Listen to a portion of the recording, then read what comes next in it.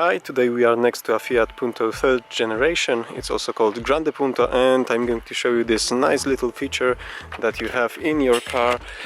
And it's of course described in the user manual, but not all of us have those manuals. I don't have it.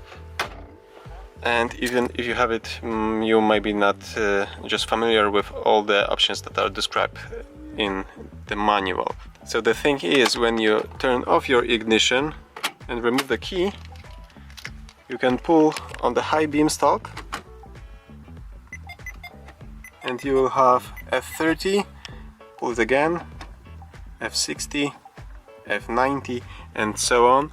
And this means that your front lights will be on, the low beam will be on for 90 seconds from now on. So you can go out, close your car, and as you can see, low beam is on.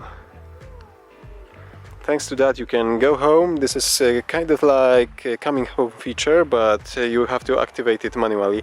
So you should use it by night if you want your way home to be illuminated, just to keep you safe, to avoid any puddles after rain.